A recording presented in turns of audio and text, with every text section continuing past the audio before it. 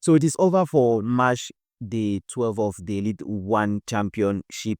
We had interesting matches that we played last weekend. Notably, we had the Fireboys who picked a win. Gazelle, Stade Renat, Bambutus FC, Panthers Sportif, Coton Sport, Colombe Sportif, and Astro all book wins on match day 12 of the Elite One Championship. I'm going to have with me AFESEH APONG, who again will join me to review match day 12 of the Elite One Championship. Hello, AFESEH. Hello, Brian. Greetings to all our viewers. It's a pleasure being back here again this week to review match day 12 action of the Elite One Championship. And also, why not talk about games that will be coming up this week as far as match the 13 action is concerned? AFESEH, we kick off with the English-speaking teams. Three of them, they lost by similar margin. Victoria United of Limbe lost by 0 goals to 2 against Colombe Sportif. Young Sport Academy Koli lost by 0 goals to 2 against Coton Sport of Garoua.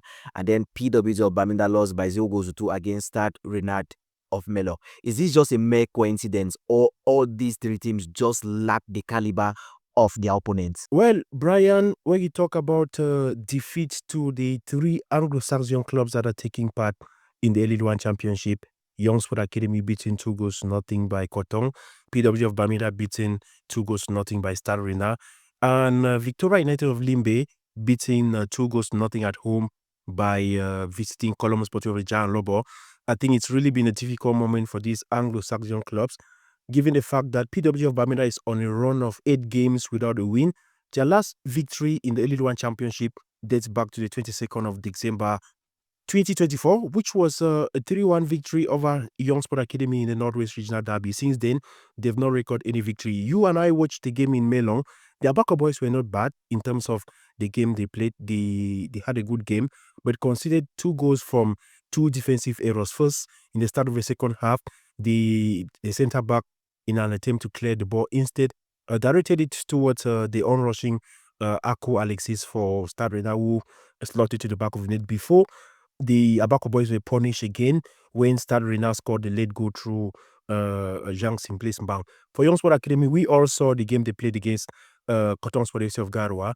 It was not a bad game for Young Sport, but also 2 defensive errors crucified the academicians of Bamida. Remember, Young Sport Academy have only won 2 games so far this season and currently sit at the bottom of the classification table. For Victoria United of Limbe, they started the championship well, but they are also going through a difficult spell, which have seen them gone 5 games without a victory.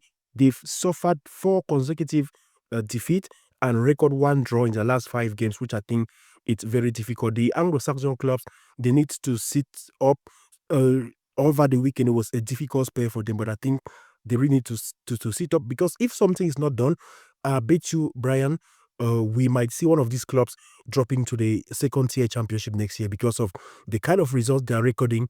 It's not really encouraging at all. Aside from the English-speaking teams, the top fixture of match day 12 was Canon Sportif of Yaoundé against Gazelle Football Club of Garoua. You know, Gazelle is just coming from the north, where they came from behind to book that 3-all draw with Coton Sport of Garoua shortly after losing to Bambutus FC of Mbuda.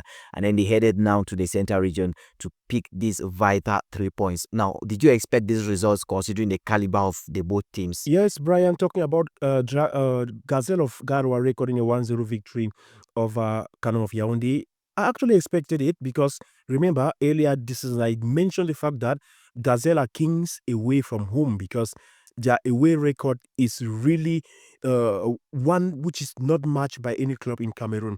They've recorded 5 wins in their 5 away games this season, which means they are the only team that have that kind of record in the championship this far. They are keeping their 100% win ratio away from home.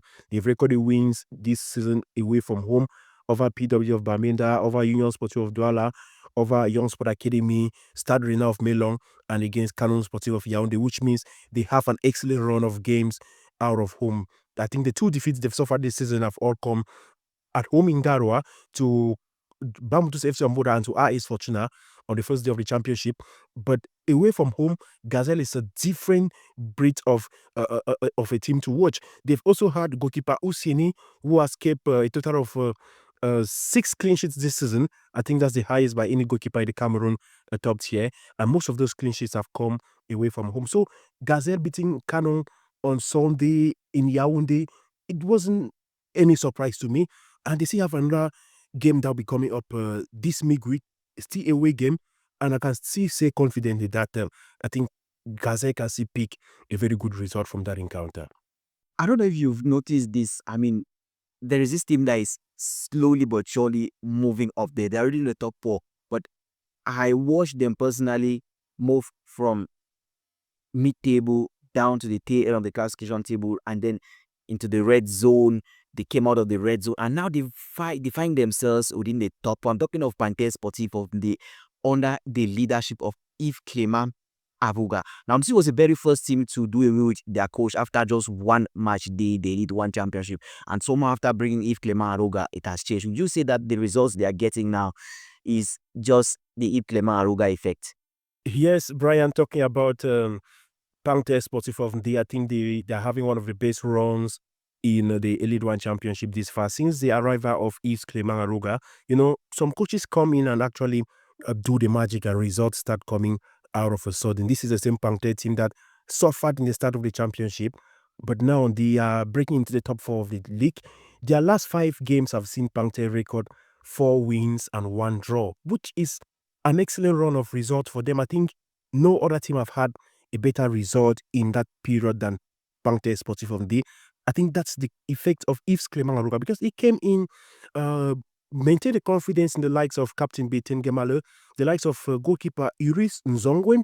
Many thought it was time for him maybe to bring in the likes of Tala Himan to why not give him the starting position. He gave the trust to Iris Nzong, and he brought in players like Pierre-Dimitri Embu to solidify his defensive compartment, and you've seen the results coming. So I think it's a very good run for Panthère Sportif of the. The coming of Yves Clément Aruga have suddenly just changed fortunes around for Panthère Sportif of the, who are now on a good run of form. Let's see how they react on Wednesday when they take on Gazen Sports Academy of Garo. I'm sure you are very familiar with the phrase that the rejected stone has now become the cornerstone. I'm talking of Anicet Mbagafue, who was earlier on sacked by Union Sportif of Douala, and somehow he was taken in by Barbados FC of Muda, and he has kind of proven to be the change they needed.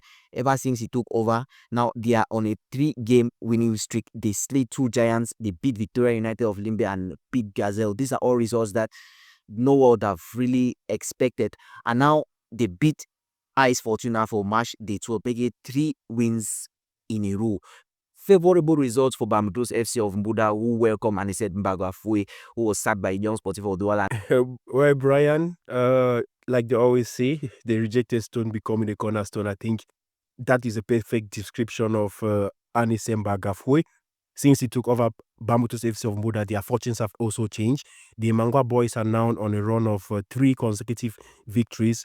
A victory up north against Gazelle Sport Academy, a victory in match the 11 out there in Limbe against Victoria United, and a late winner against AS Fortuna at home in Buda on Sunday.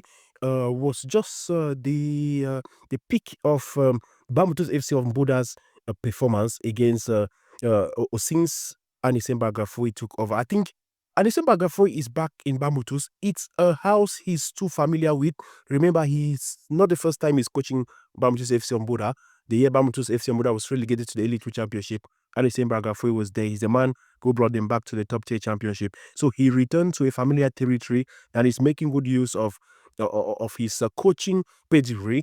And the results are coming. Union Sportive of Douala, since he left Union, things have not been going well for Union, even after he was sacked. Now, Union have also brought in an experienced coach like Bonaventure Jonkeb. Let's see if Bonaventure Jonkeb can also come in and sprinkle some magic for Union of Douala to get back to winning ways. But I think it's great performance for Barbados FC on Boda order Anicet Mbagafue. Anicet Mbagafue is one of the best coaches in the Cameroon League. We can never doubt his qualities, and I think it's just he needed just the right environment for the results to start coming. And I think he succeeded to get the right environment out there with Barbados FC on Boda. Before I end this one, AFESEH, match day 13 is coming. We are gradually getting towards the end of the first round of the Elite One Championship. Each team is expected to play 15 games. We're already on 12 games. Match day 13 is already setting in.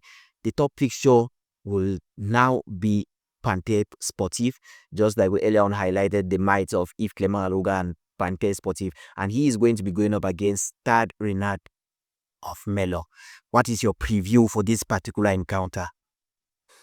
Yes, Brian, to me, Panthère Sportive of Day versus Gaza Sport Academy of Garoua, the top game of March day 13.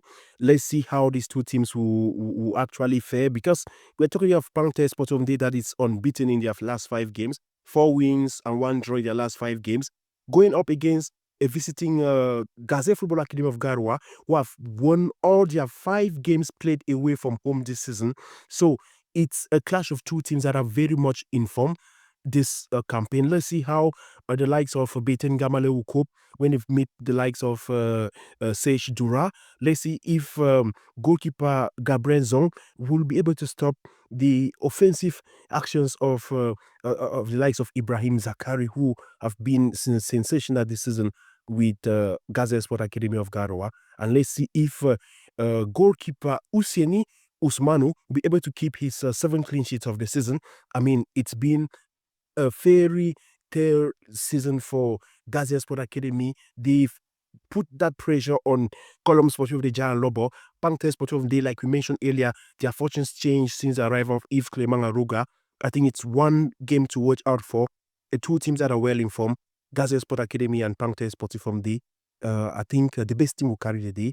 The good news for Panthère Sportive de is that midfield maestro Brandon Fopa is back and can play after he was out for some times through an injury. I think he's back. That should be good news for a good addition for Coach Yves Clément Arouga as they prepare this game against Gaza Sport Academy of Garoua. AFESEH, thank you very much. Thank you very much for being here with me. See you again on March day 13. Well, thank you, Brian. Thank you to all our viewers. It's a pleasure to always be here to talk about the Cameroon Top Tier Championship. Hopefully, we'll be back before the weekend to talk about some other day 13 games that will be coming up, and why not the return of the Elite Championship after a very short break.